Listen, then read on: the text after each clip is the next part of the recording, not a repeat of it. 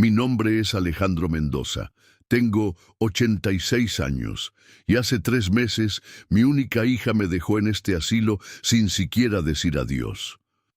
Mientras escribo estas palabras en el cuaderno que me regaló una enfermera bondadosa, puedo escuchar el sonido constante de las máquinas que mantienen viva a doña Carmen en la habitación de al lado, y me pregunto si ese será también mi destino, morir rodeado de extraños, con el corazón roto por la traición de la persona que más amé en este mundo. Pero déjenme contarles mi historia desde el principio, porque las historias de los viejos como yo rara vez se escuchan completas, y esta merece ser contada. Era un martes de julio cuando Esperanza, mi hija de 58 años, llegó a mi casa en la colonia Doctores con esa expresión que había aprendido a reconocer durante décadas, la misma que ponía cuando era niña y había roto algo valioso. Venía acompañada de un hombre joven, con traje elegante y portafolios, alguien que se presentó como licenciado Morales, especialista en cuidados geriátricos. «Papá», me dijo mientras se sentaba en el sillón donde su madre había tejido durante 40 años, «necesitamos hablar sobre tu futuro». Yo sabía que este día llegaría. A los 86 años, uno no puede fingir que es independiente para siempre. Mis manos temblaban cuando intentaba servir el café. Había comenzado a olvidar nombres de personas que conocía desde hace décadas, y la semana anterior me había perdido por 2 horas en el mercado de San Juan, un lugar donde había comprado verduras durante más de medio siglo. «¿De qué quieres hablar, mija?», le pregunté, aunque en el fondo de mi corazón ya sabía la respuesta. «Papá, ya no puedes vivir solo. Es peligroso. ¿Qué pasaría si te caes y no hay nadie para ayudarte? ¿Qué pasaría si olvidas cerrar la llave del gas? Tengo que trabajar. Tengo mis propias responsabilidades. No puedo estar viniendo aquí todos los días para cuidarte». Las palabras me dolieron más de lo que hubiera imaginado, aunque sabía que tenían algo de verdad. Durante los últimos meses, efectivamente había tenido algunos episodios, como los llamaba el doctor García. Pequeños olvidos, momentos de confusión, caídas menores que me dejaban magullado y asustado. «Esperanza», le dije, tratando de mantener la dignidad en mi voz. «Entiendo tu preocupación. Podríamos contratar a alguien que venga durante el día, una enfermera o una señora que me ayude con las tareas de la casa». Fue entonces cuando el licenciado Morales sacó una carpeta de su portafolios y comenzó a hablar con esa voz profesional que usan las personas cuando quieren convencerte de algo que no quieres hacer. «Don Alejandro, he revisado su situación financiera con su hija. Los costos de cuidado domiciliario son muy altos, especialmente considerando que usted va a necesitar atención las 24 horas del día muy pronto. El Asilo Jardines del Atardecer es una institución de primera calidad, con personal médico especializado y actividades diseñadas para mantener activa su mente». «¿Asilo?». La palabra salió de mi boca como si fuera veneno. «¿Estás hablando de meterme en un asilo?». Esperanza se movió incómodamente en su asiento, evitando mi mirada. «Papá, no lo veas así. Es una residencia para adultos mayores, un lugar donde vas a estar seguro, donde van a cuidarte mejor de lo que yo podría hacerlo. Yo no quiero que me cuiden. Esta es mi casa. Aquí está todo lo que queda de tu madre, todos nuestros recuerdos, toda nuestra vida juntos. Papá, tienes que ser realista. La casa está cayéndose a pedazos, el barrio se ha vuelto peligroso y tú ya no puedes mantenerla. Además», se detuvo, como si estuviera considerando si debía decir lo siguiente. «¿Además qué?». «Además, estoy pasando por un momento económico muy difícil. El negocio de mi esposo no está yendo bien. Mis hijos están en la universidad. Tengo gastos que no puedes imaginar. Si vendemos la casa, el dinero nos ayudaría mucho y con lo que quede después de pagar el asilo, podrías vivir cómodamente por años. Ahí estaba la verdad, finalmente expuesta como una herida abierta. No se trataba de mi seguridad o mi bienestar. Se trataba de dinero. La casa que había comprado trabajando como electricista durante 30 años, donde había criado a mi hija, donde había cuidado a mi esposa durante su larga enfermedad, donde había llorado su muerte hace 5 años, se había convertido en una oportunidad de negocio para mi propia hija. Esperanza, le dije con voz temblorosa, cuando tu madre estaba enferma, cuando el cáncer la estaba consumiendo lentamente, jamás se me ocurrió meterla en un hospital y olvidarme de ella. La cuidé en esta casa, en nuestra cama, hasta su último aliento. Es diferente, papá. Mamá era mi madre, pero yo tengo mi propia familia, mis propias responsabilidades. Y yo soy tu padre. El silencio que siguió fue más doloroso que cualquier grito. Esperanza miró al licenciado Morales, quien asintió como si hubieran tenido esta conversación antes. Don Alejandro, dijo el hombre con esa falsa compasión que practican los vendedores, entiendo que esta decisión es difícil, pero piense en esto. En el asilo va a tener compañía de personas de su edad, actividades recreativas, atención médica inmediata si la necesita. No va a ser una carga para su hija y ella va a poder visitarlo regularmente sin el estrés de tener que cuidarlo las 24 horas. Una carga. Esa palabra se quedó clavada en mi pecho como una astilla. Para mi única hija, el hombre que había trabajado 2 turnos para pagar su educación, que había vendido todo lo que tenía para costear su boda, que había cuidado a sus hijos cuando ella tuvo que hospitalizarse por su segundo embarazo, se había convertido en una carga. «Ya tomaste la decisión, ¿verdad?», le pregunté. «No viniste aquí a hablar conmigo, viniste a informarme». Esperanza finalmente me miró a los ojos y por un momento vi a la niña de 8 años que solía sentarse en mis rodillas mientras le leía cuentos antes de dormir. «Papá, es lo mejor para todos, para ti también». «¿Cuándo?» «El viernes. Yo ya pagué el primer mes. Tus cosas van a estar empacadas y listas». El viernes, 3 días. 86 años de vida, reducidos a 3 días de aviso. Esa noche, después de que Esperanza y el licenciado se fueron, me senté en la sala donde mi esposa solía tejer mientras yo veía las noticias. Y lloré como no había llorado desde su funeral.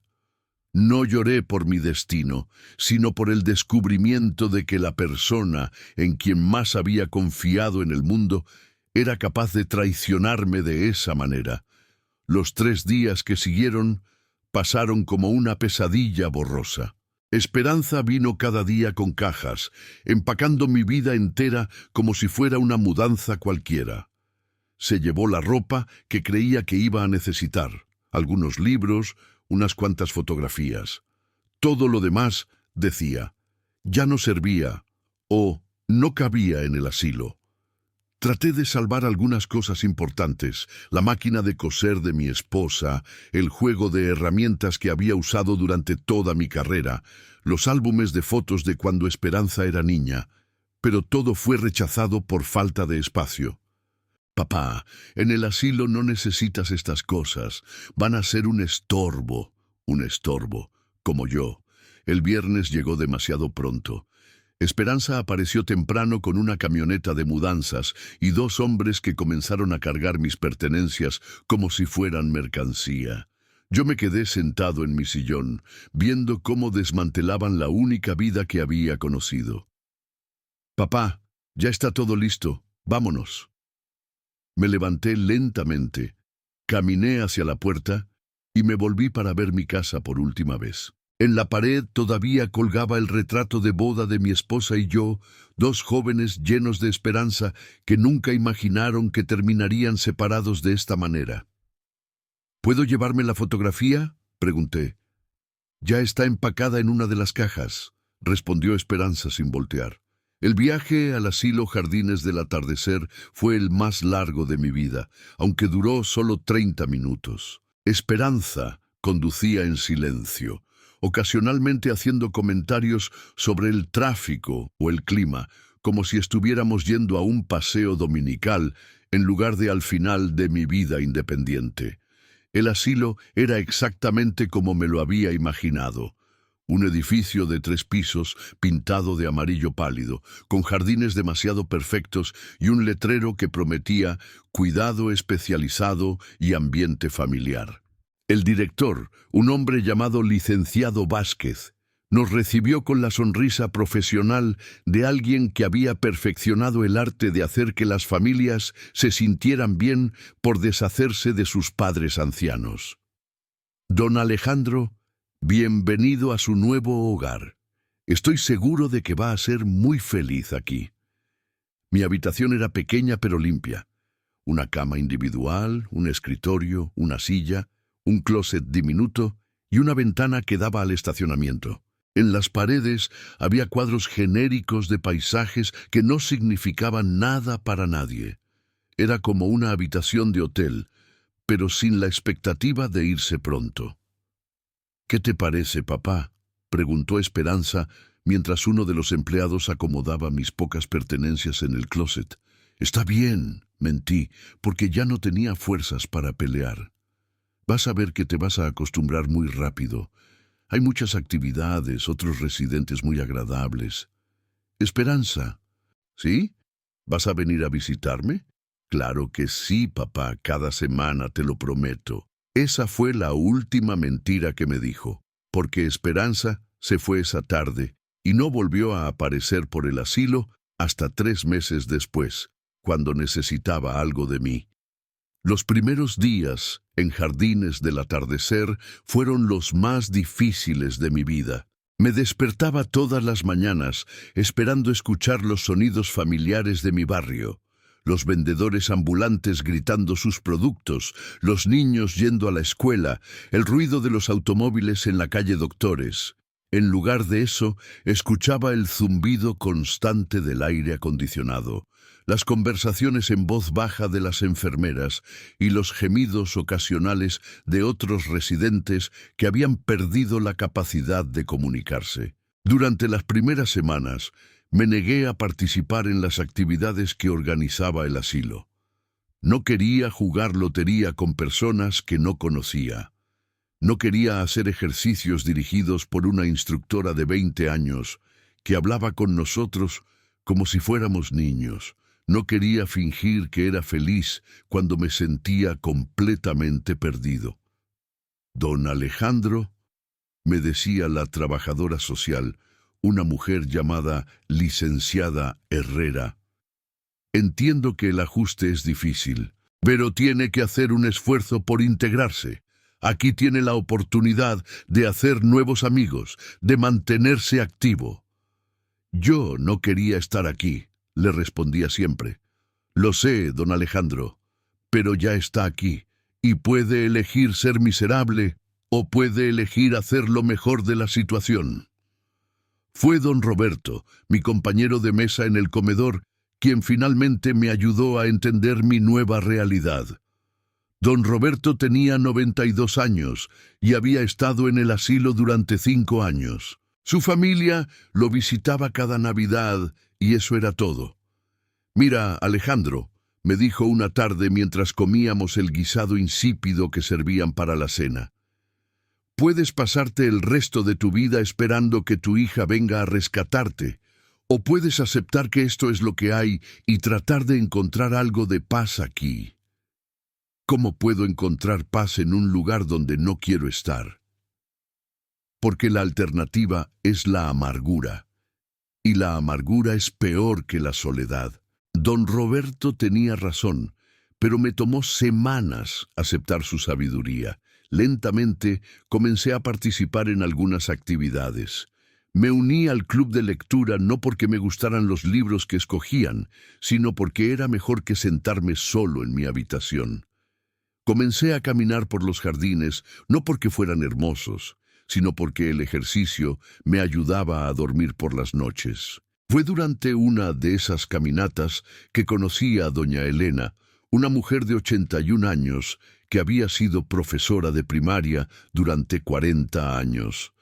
A diferencia de la mayoría de los residentes, doña Elena había llegado al asilo por voluntad propia después de que un accidente la dejara parcialmente inválida.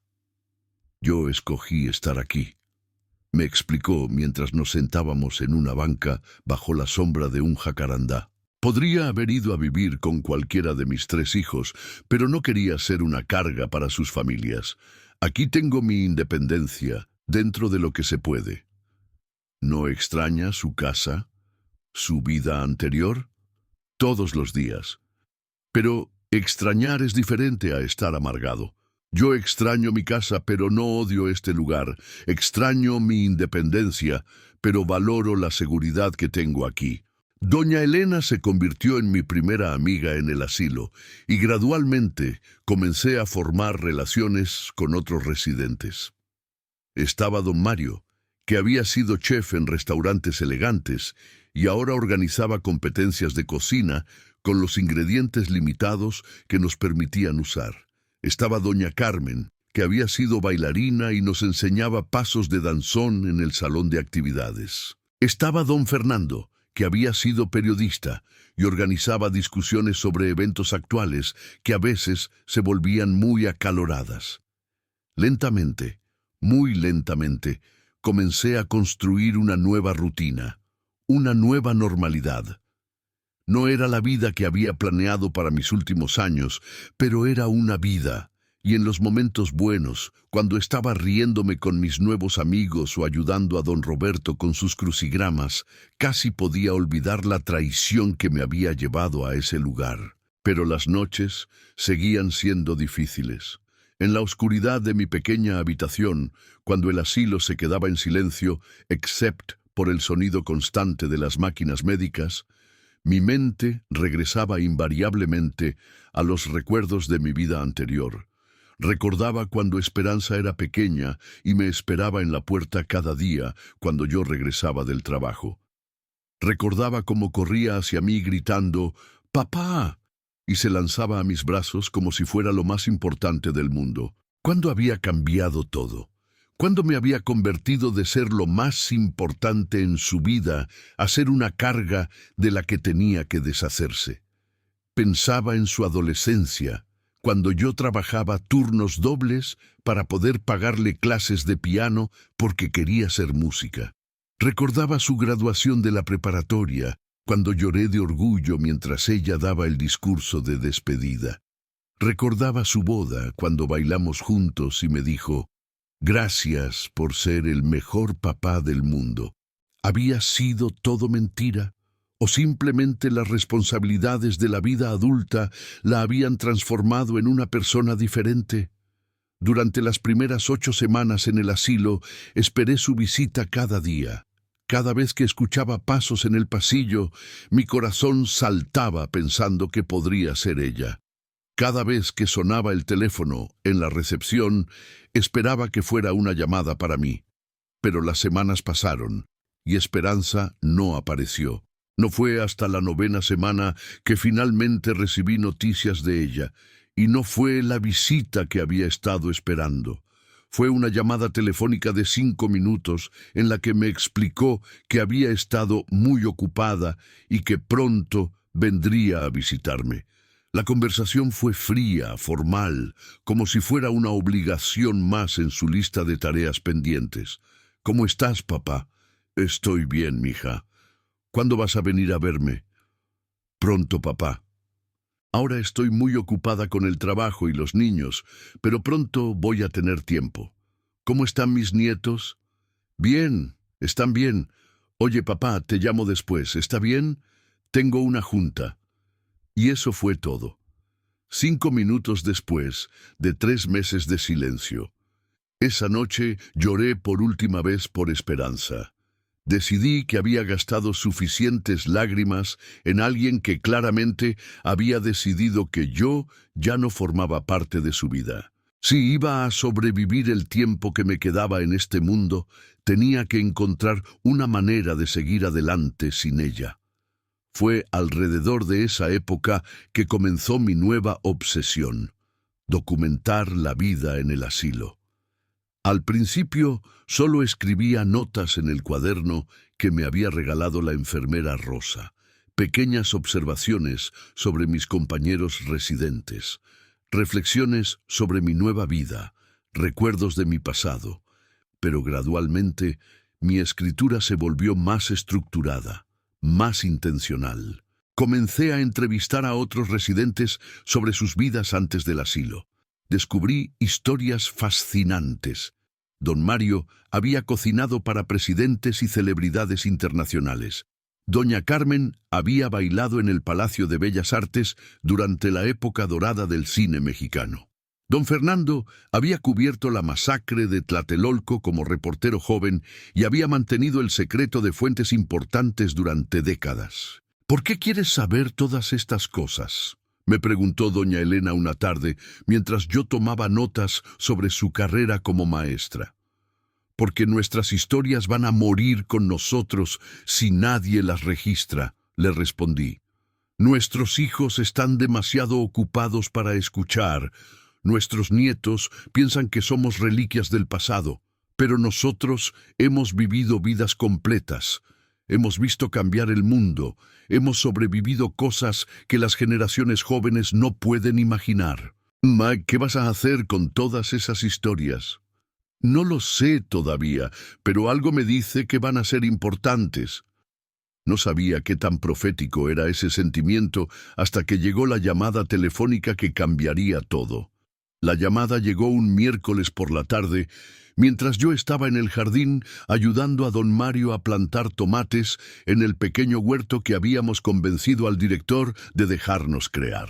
Era la primera vez en 3 meses que alguien preguntaba específicamente por mí en la recepción, y mi corazón dio un vuelco pensando que quizás, finalmente, Esperanza había decidido visitarme.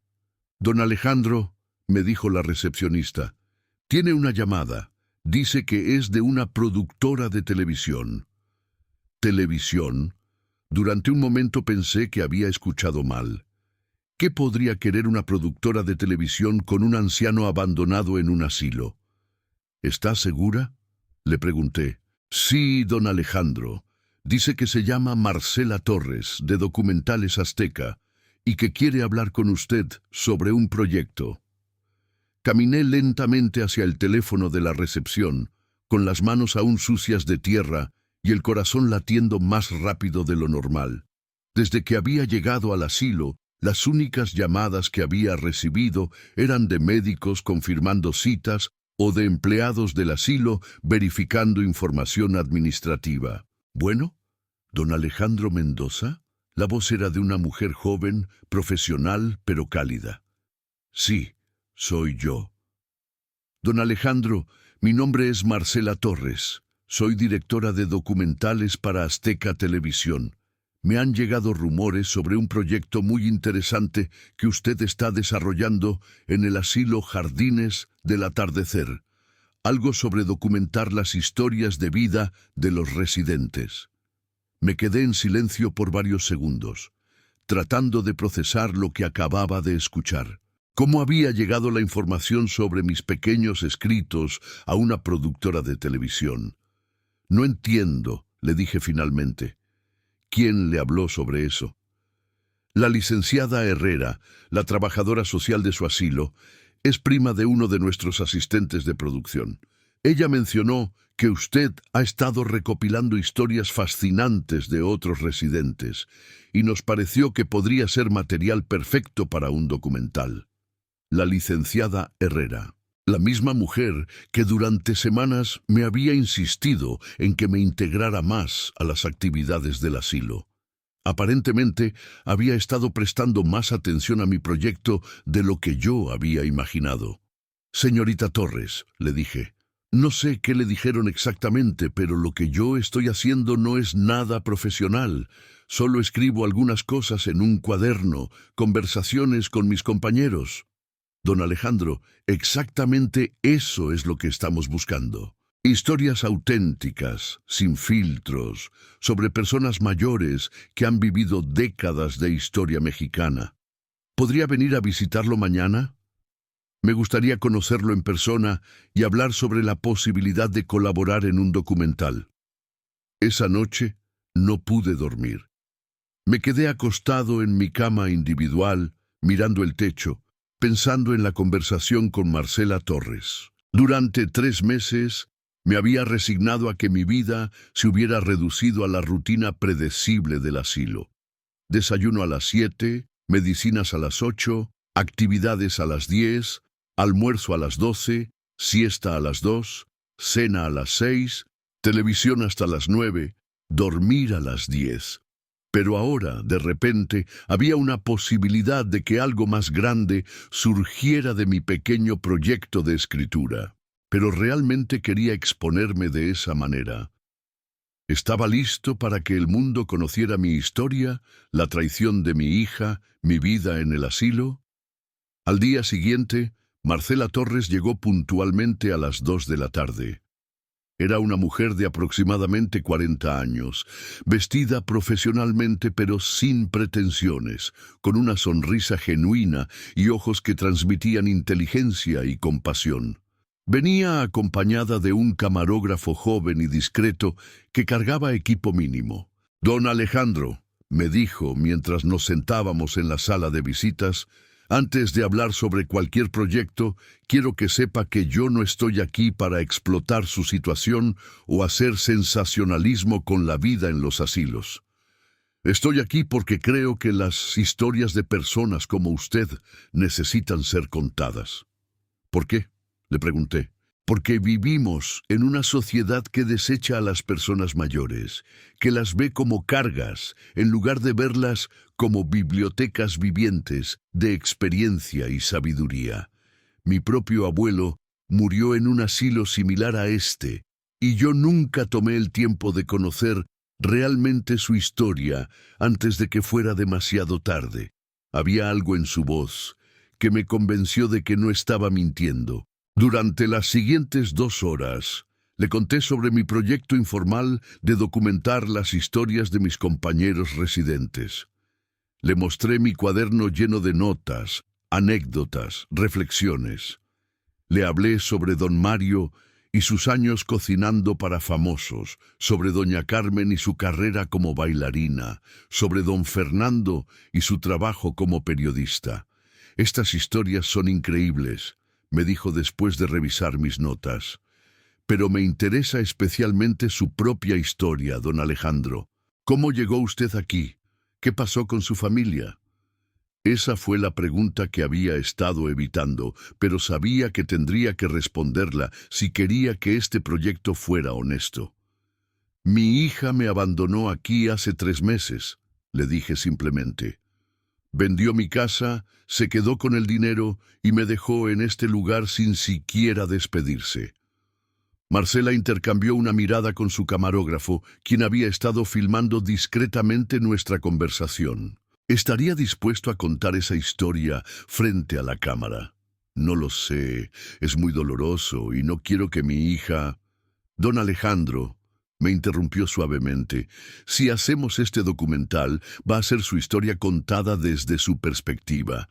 No vamos a buscar a su hija para confrontarla o para crear drama.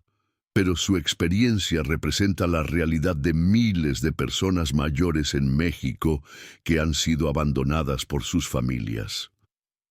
Pasé 2 días pensando en su propuesta. Hablé con don Roberto, con doña Elena, con mis otros amigos en el asilo. Todos me animaron a participar en el proyecto. «Alejandro», me dijo doña Elena mientras caminábamos por el jardín, «tienes la oportunidad de que tu historia sirva para algo más grande que tu propio dolor. Tal vez tu experiencia ayude a otras familias a reflexionar sobre cómo tratan a sus padres ancianos. Pero si Esperanza ve el documental, va a saber que he hablado sobre lo que pasó. ¿Y qué? ¿Qué puede hacerte que no te haya hecho ya?». Doña Elena tenía razón. Esperanza ya había hecho lo peor que podía hacerme, ya me había abandonado, ya había vendido mi casa, ya me había convertido en una carga de la que se había deshecho. ¿Qué más podía perder? Cuando llamé a Marcela para decirle que aceptaba participar en el documental, pude escuchar la emoción en su voz. Don Alejandro, creo que esto va a ser muy especial. Vamos a empezar la próxima semana con entrevistas formales y también vamos a documentar su vida diaria aquí en el asilo. Durante las siguientes semanas, mi rutina cambió completamente. Marcela y su equipo venían 3 veces por semana para filmar entrevistas conmigo y con otros residentes. Documentaron nuestras actividades diarias, las comidas en el comedor, las sesiones de ejercicio, las noches de juegos, los momentos de soledad y reflexión. Pero lo más importante para mí fueron las entrevistas individuales, donde pude contar mi historia completa. Le hablé a la cámara sobre mi juventud trabajando como electricista, sobre mi matrimonio con María Elena, sobre los años criando a Esperanza como padre soltero después de que su madre muriera de cáncer. Cuénteme sobre la relación que tenía con su hija antes de que lo trajera aquí, me preguntó Marcela durante una de las sesiones. Cerré los ojos y dejé que los recuerdos fluyeran. Esperanza era mi mundo, le dije. Después de que murió su madre, éramos solo nosotros 2 contra el mundo. Yo trabajaba 2 turnos para darle todo lo que necesitaba, clases de piano, ropa bonita, vacaciones en Acapulco cada verano. Cuando se casó, lloré como un bebé porque sabía que ya no iba a ser la persona más importante en su vida. ¿Cuándo comenzó a cambiar la relación? Gradualmente, después de que nacieron sus hijos. Al principio pensé que era normal, que tenía sus propias responsabilidades, pero poco a poco las visitas se hicieron menos frecuentes, las llamadas más cortas.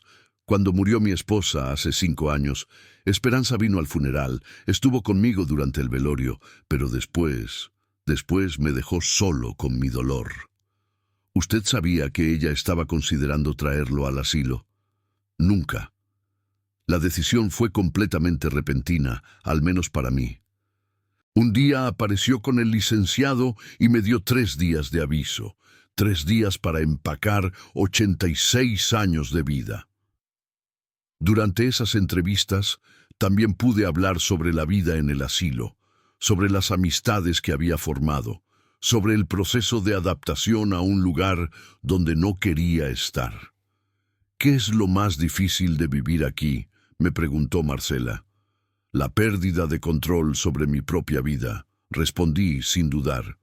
Aquí todo está programado. ¿Cuándo como? ¿Cuándo duermo? ¿Qué actividades puedo hacer? ¿Quién puede visitarme?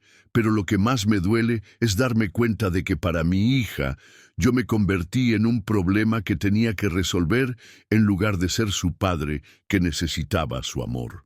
Las entrevistas con otros residentes fueron igualmente reveladoras. Don Mario habló sobre su carrera culinaria, pero también sobre cómo su familia había decidido que ya no podía vivir solo después de un pequeño incendio en su cocina.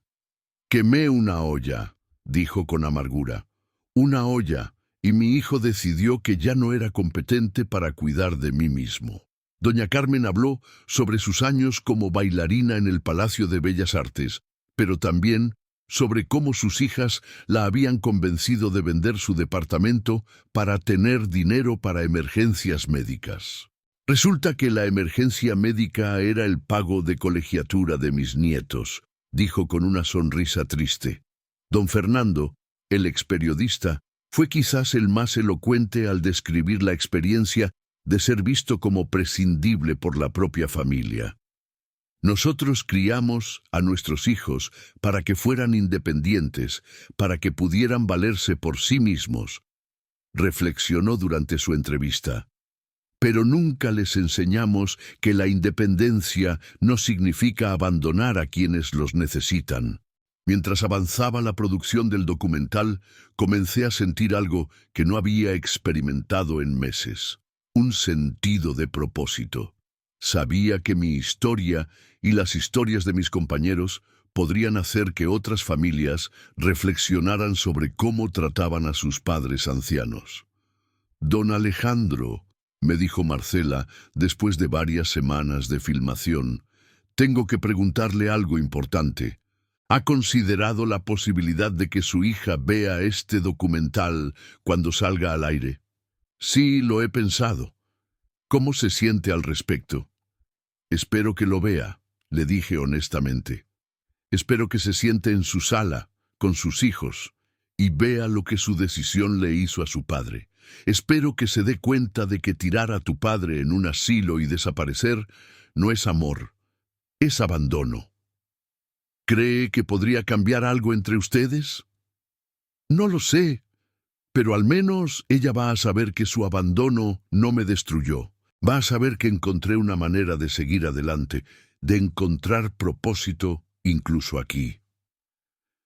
El proceso de filmación tomó 6 semanas.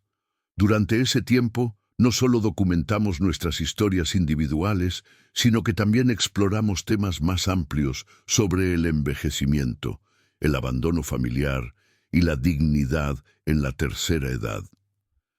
Marcela entrevistó al director del asilo sobre las políticas de visitas familiares y los efectos psicológicos del abandono en los residentes. Habló con trabajadores sociales sobre el aumento en el número de ancianos que son dejados en asilos por familias que no pueden o no quieren cuidarlos.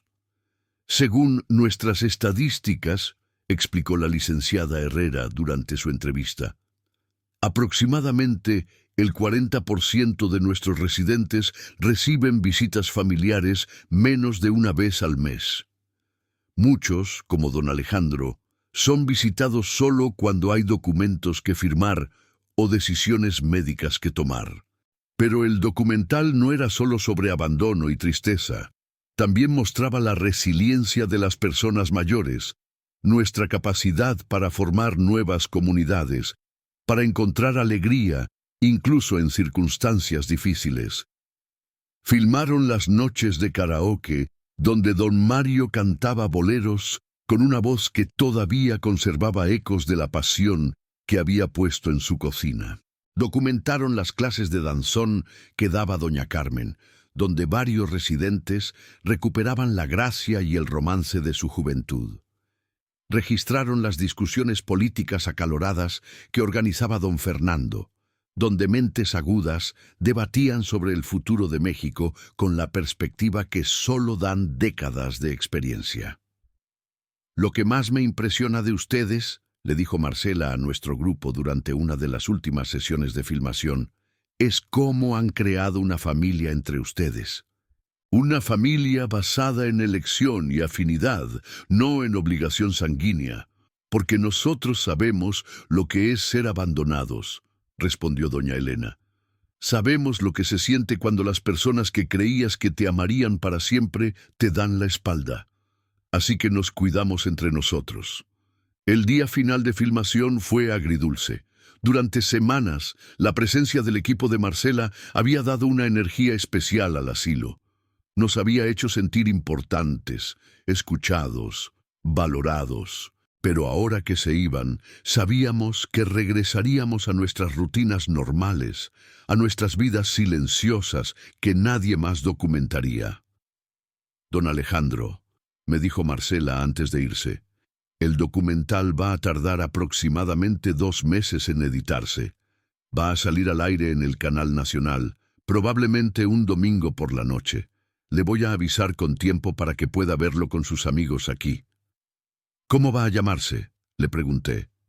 Historias del olvido, voces desde el asilo, me respondió. Pero usted va a ser la historia principal, la que conecta todas las demás. Después de que se fueron, me senté en mi habitación con mi cuaderno, reflexionando sobre las semanas pasadas. Por primera vez desde que había llegado al asilo, sentía que mi vida tenía un significado más allá de simplemente existir día tras día. Había encontrado mi voz otra vez, y esa voz iba a ser escuchada por todo México. El domingo 15 de noviembre de 2024 será una fecha que jamás olvidaré, aunque viva otros 100 años.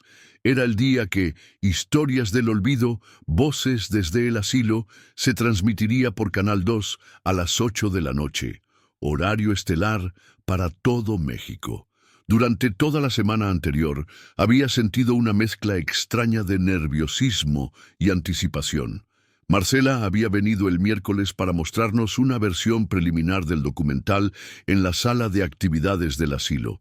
Cuando vi mi propia imagen en la pantalla, cuando escuché mi voz contando mi historia, sentí algo que no había experimentado en meses: orgullo. No orgullo por mi situación, sino orgullo por haber encontrado la fuerza para hablar, para convertir mi dolor en algo que pudiera ayudar a otros. Don Alejandro, me había dicho Marcela después de la proyección, quiero que sepa que su historia es la que va a tocar más corazones. Es honesta, es dolorosa, pero también es esperanzadora. El domingo por la noche, todos los residentes que podían caminar se reunieron en la sala común para ver el documental juntos.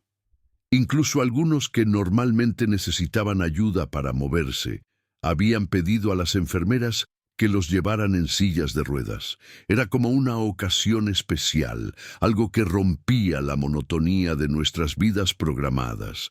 El documental comenzó con tomas aéreas del asilo, música suave de piano y la voz en off de Marcela explicando el propósito del proyecto. Pero cuando apareció mi imagen por primera vez, llenando toda la pantalla mientras hablaba directamente a la cámara, el silencio en la sala se volvió absoluto. Mi nombre es Alejandro Mendoza. Tengo 86 años. Y hace 4 meses, mi única hija me dejó en este asilo sin siquiera decir adiós. Escuchar esas palabras, ver mi propia expresión de dolor contenido, fue como observar mi vida desde afuera. Durante los siguientes 90 minutos, el documental contó nuestra historia colectiva: el abandono, la adaptación, la construcción de nuevas familias, la búsqueda de dignidad en medio de circunstancias que no habíamos elegido. Pero fue mi segmento, que ocupaba aproximadamente 1/3 del documental, el que generó las reacciones más fuertes entre mis compañeros. Cuando la cámara me mostró sosteniendo la única fotografía que había podido salvar de mi casa, la imagen de mi boda con María Elena, escuché sollozos ahogados en la sala. Esperanza era mi mundo. Escuché mi propia voz diciendo en la pantalla. Después de que murió su madre, éramos solo nosotros 2 contra el mundo. Trabajé 2 turnos durante años para darle todo lo que necesitaba. Nunca imaginé que un día me vería como una carga de la que tenía que deshacerse. El documental no solo mostraba mi testimonio hablado, sino que también incluía secuencias de mi vida diaria en el asilo, despertándome solo en mi pequeña habitación, comiendo en silencio en el comedor, sentándome en el jardín, escribiendo en mi cuaderno.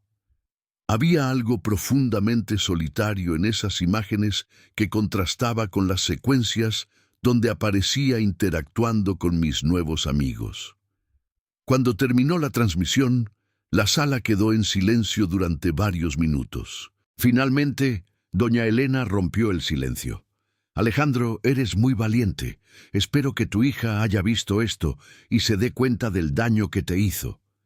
Y si no se da cuenta, añadió don Roberto, al menos todo México sabe ahora quién es realmente Alejandro Mendoza. Esa noche me fui a dormir sintiendo una paz extraña. Durante meses había cargado con la vergüenza del abandono, como si de alguna manera hubiera sido mi culpa que Esperanza decidiera deshacerse de mí. Pero el documental había puesto mi historia en perspectiva. No estaba solo. Miles de ancianos en todo el país habían pasado por experiencias similares. No esperaba que algo cambiara inmediatamente. El documental había salido al aire, había contado mi historia, y eso era suficiente, o al menos eso pensaba.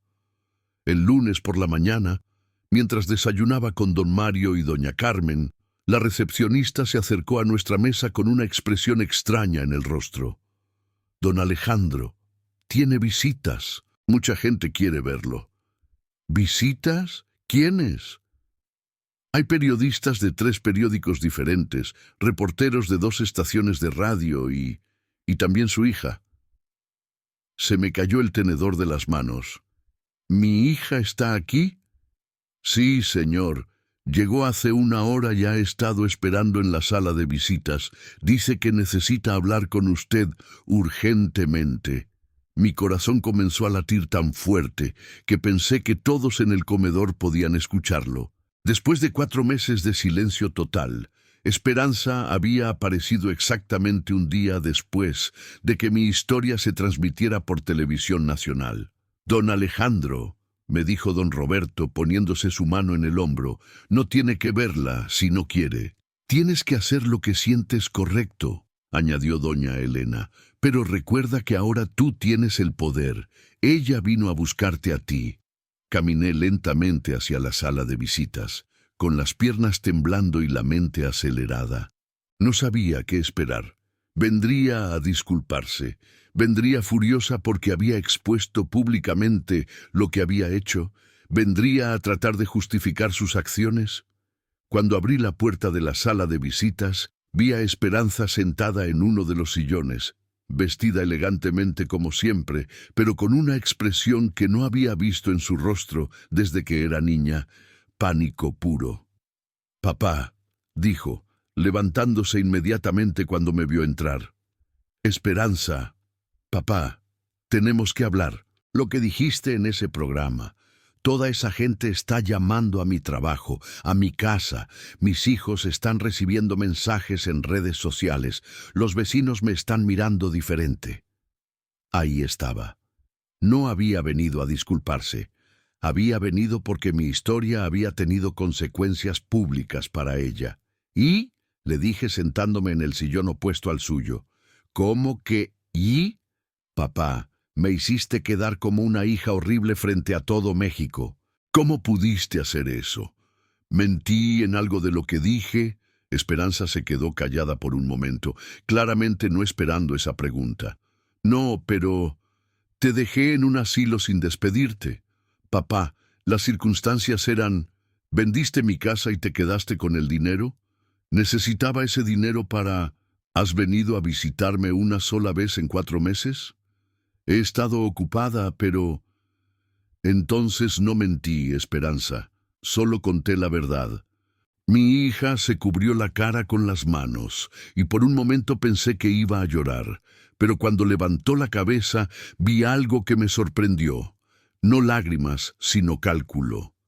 «Papá, necesito que llames a esa productora y les digas que retiren el documental de Internet, que publiquen una disculpa, que expliquen que malentendieron la situación». «¿Por qué haría eso?» «Porque soy tu hija y te estoy pidiendo ayuda. Porque esto está arruinando mi vida, la vida de mis hijos. Esperanza, durante 4 meses yo te necesité. Necesité una llamada, una visita, una señal de que todavía tenía una hija en este mundo. ¿Y dónde estabas?» «Estaba tratando de reorganizar mi vida después de tomar una decisión muy difícil. ¿Crees que fue fácil para mí traerte aquí? ¿Crees que no me dolió?» «Si te dolió, tienes una manera muy extraña de demostrarlo». «Papá, por favor. Mis jefes me están preguntando sobre el documental. Algunos clientes han cancelado contratos porque no quieren hacer negocios con alguien que abandona a su padre. Esto me está costando dinero real». Y ahí estaba otra vez. Dinero. La misma razón por la que me había abandonado era ahora la razón por la que había venido a buscarme. ¿Sabes lo que más me duele de todo esto, Esperanza? ¿Qué? Que viniste aquí no porque te diste cuenta de que me extrañas, no porque te arrepientes de haberme abandonado, sino porque mi historia está afectando tu cartera. No es solo eso, papá. Entonces, ¿qué más es? Esperanza se quedó callada durante un largo momento. Pude ver que estaba luchando con algo interno, como si estuviera decidiendo cuánta verdad podía permitirse revelar. «Está bien», dijo finalmente. «Sí, estoy aquí porque el documental está afectando mi trabajo, pero también estoy aquí porque vi el programa, papá. Te vi hablando sobre cómo te sentiste cuando te dejé aquí ¿Y? Y me di cuenta de que tal vez no manejé las cosas de la mejor manera. ¿Tal vez? Está bien, no las manejé bien. Debí haberte dado más tiempo para prepararte. Debí haber venido a visitarte. Debí haberte explicado mejor por qué no podía cuidarte en mi casa. ¿Por qué no podías? Porque tengo un trabajo de tiempo completo, porque mis hijos están en momentos cruciales de sus vidas, porque mi esposo está pasando por problemas de salud, porque la casa ya está llena y no hay espacio para una persona que necesita cuidados especiales. Yo nunca te pedí que me cuidaras las 24 horas, Esperanza. Solo te pedí que no me abandonaras. No te abandoné. Te puse en un lugar donde me abandonaste. La interrumpí firmemente. 4 meses sin una visita, 4 meses sin una llamada telefónica real. Si eso no es abandono, ¿qué es? Esperanza comenzó a llorar entonces, y estas sí parecían lágrimas genuinas. No sé cómo reparar esto, papá. No sé cómo arreglar lo que hice. ¿Quieres arreglarlo? ¿O quieres que yo arregle tu problema con el documental? Quiero arreglarlo. En serio. Entonces dime la verdad completa. ¿Por qué realmente me trajiste aquí? Esperanza respiró profundamente, como si estuviera reuniendo valor para algo que había mantenido en secreto. Porque tenía miedo, dijo finalmente. ¿Miedo de qué? Miedo de verte envejecer. Miedo de verte convertirte en alguien diferente a mi padre fuerte e independiente. Miedo de tener que tomar decisiones médicas difíciles por ti. Miedo de verte morir. Las palabras salieron como una confesión que había estado guardando durante meses. Cuando mamá se enfermó, yo tenía mis propios hijos pequeños que cuidar. Tú te encargaste de todo, pero ahora soy yo la que tiene que ser responsable, y la verdad es que no me siento capaz. No sé cómo cuidar a una persona mayor, no sé cómo manejar doctores y medicinas y emergencias médicas. Así que decidiste que era más fácil pagarle a otros para que lo hicieran. Sí, admitió. Y también necesitaba el dinero de la casa. Roberto perdió su trabajo hace 8 meses. Y estamos luchando para mantenernos a flote financieramente. Pensé que si te ponía en un asilo, mataba 2 pájaros de un tiro. Estarías cuidado por profesionales, y yo tendría los recursos para mantener a mi familia. Finalmente, después de 4 meses, estaba escuchando la verdad completa. Mi hija no era solo una persona cruel que había decidido deshacerse de su padre inconveniente. Era una mujer de mediana edad, abrumada por responsabilidades, aterrorizada por la perspectiva de cuidar a un padre que envejecía y desesperada por recursos financieros. No justificaba lo que había hecho, pero al menos lo explicaba. Esperanza. Le dije después de un largo silencio, entiendo que estabas asustada, entiendo que necesitabas dinero. Pero lo que no entiendo es por qué desapareciste completamente después de traerme aquí. Porque me sentía culpable. Cada vez que pensaba en llamarte o visitarte, me sentía horrible por lo que había hecho. Era más fácil evitarte que enfrentar mi propia culpa. ¿Sabes lo que eso me hizo sentir? Ahora sí. Después de verte en el documental, después de escucharte hablar sobre esperar mi visita cada día, después de verte llorar frente a la cámara, ahora sí sé lo que te hice sentir. Nos quedamos sentados en silencio durante varios minutos. Afuera de la sala de visitas, podía escuchar las voces de los periodistas que habían venido a entrevistarme sobre el documental. Mi historia había tocado una fibra sensible en el país. Había iniciado conversaciones sobre el abandono de ancianos que claramente eran necesarias. ¿Qué quieres de mí ahora?, le pregunté finalmente.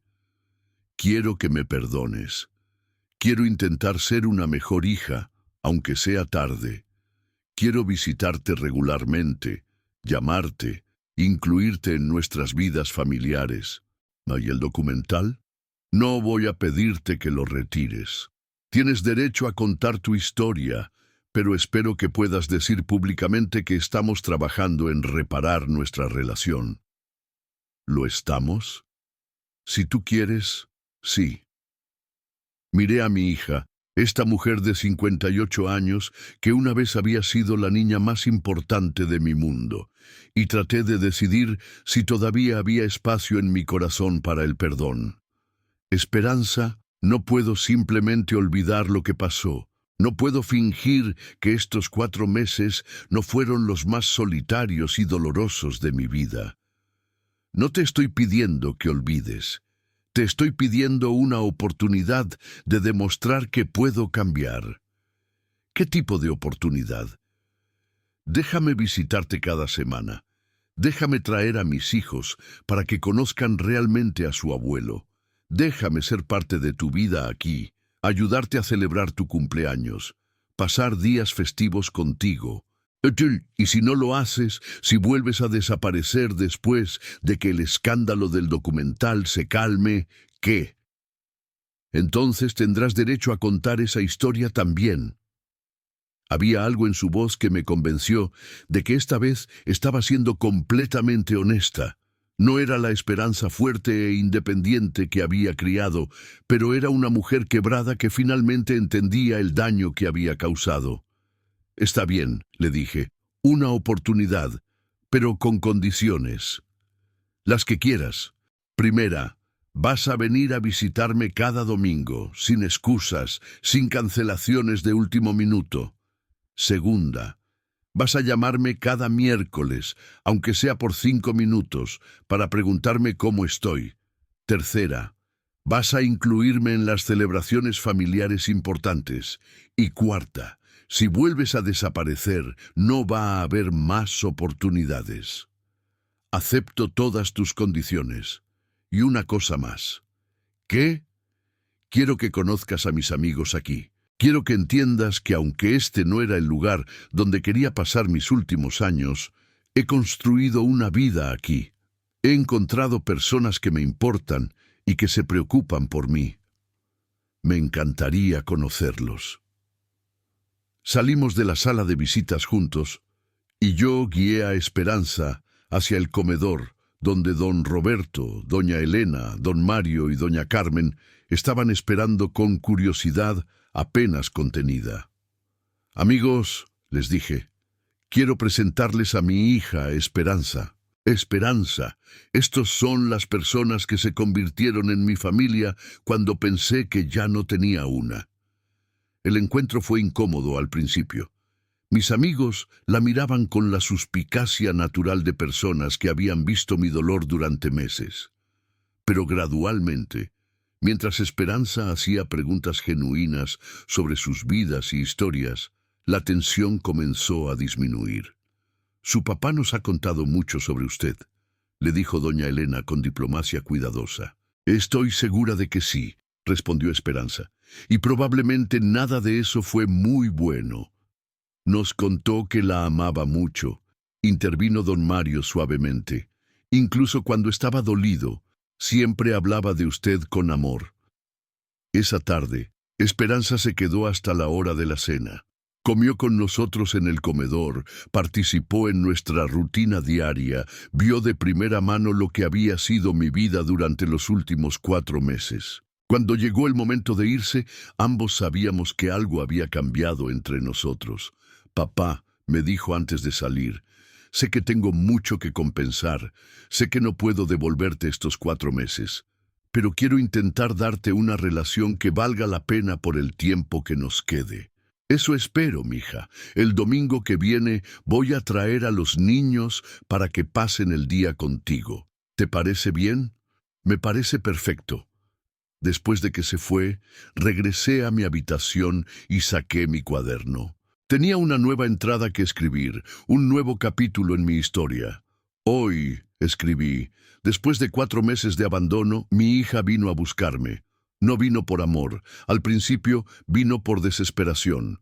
Pero antes de irse, creo que recordó algo de lo que solíamos significar el uno para el otro. Durante las siguientes semanas, Esperanza cumplió sus promesas. Venía cada domingo, llamaba cada miércoles, trajo a mis nietos para que me conocieran realmente por primera vez en años. No era la misma relación que habíamos tenido antes. Probablemente nunca volvería a hacerlo, pero era una relación real, basada en honestidad sobre nuestros defectos y limitaciones. El documental siguió generando conversaciones en todo México sobre el cuidado de ancianos y el abandono familiar. Recibí cientos de cartas de personas que habían visto el programa, algunos de otros ancianos en situaciones similares, otros de hijos adultos que decidieron cambiar la manera en que trataban a sus padres después de ver mi historia. Marcela vino a visitarme 6 meses después de la transmisión para contarme sobre el impacto del documental. Don Alejandro, me dijo, ha recibido propuestas para escribir un libro, para dar conferencias sobre el envejecimiento digno, incluso para hacer un segundo documental. ¿En serio? ¿En serio? Su historia tocó algo muy profundo en la sociedad mexicana. Ha iniciado un movimiento sobre los derechos de las personas mayores. No era mi intención iniciar un movimiento, le dije. Solo quería contar mi historia. A veces eso es lo único que se necesita. Una persona dispuesta a decir la verdad sobre experiencias que otros prefieren mantener en secreto. 1 año después de haber llegado al asilo Jardines del Atardecer, mi vida se había transformado de maneras que nunca hubiera imaginado. Seguía viviendo en el asilo, pero ya no me sentía abandonado o sin propósito. Había encontrado una nueva familia entre mis compañeros residentes, había recuperado una relación con mi hija biológica y había descubierto que incluso a los 87 años todavía tenía historias importantes que contar. Esperanza vino a visitarme en el aniversario de mi llegada al asilo, trayendo una pequeña torta que había hecho ella misma. «Papá», me dijo mientras cortábamos la torta en el jardín, rodeados de mis amigos, «sé que este no era el lugar donde querías estar, pero me alegra ver que has encontrado una manera de ser feliz aquí».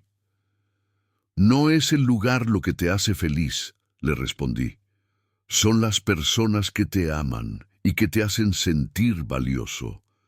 Durante 4 meses pensé que había perdido eso para siempre, pero resulta que el amor puede encontrarte incluso en los lugares más inesperados. Esa noche, antes de dormir, abrí mi cuaderno por última vez y escribí la entrada final. Mi nombre es Alejandro Mendoza, tengo 87 años. Y aunque mi hija una vez me abandonó en este asilo, he aprendido que el abandono no es permanente si estás dispuesto a encontrar nuevas formas de amor. Mi historia no terminó con la traición, apenas comenzó una nueva etapa. Y si hay algo que he aprendido en estos años de vida, es que nunca es demasiado tarde para un nuevo comienzo, incluso cuando tienes 87 años, y vives en un lugar donde no planeabas estar. Cerré el cuaderno, apagué la luz y me dormí en paz, sabiendo que mi historia había servido para algo más grande que mi propio dolor, y que los últimos capítulos de mi vida iban a ser escritos con amor, dignidad y propósito.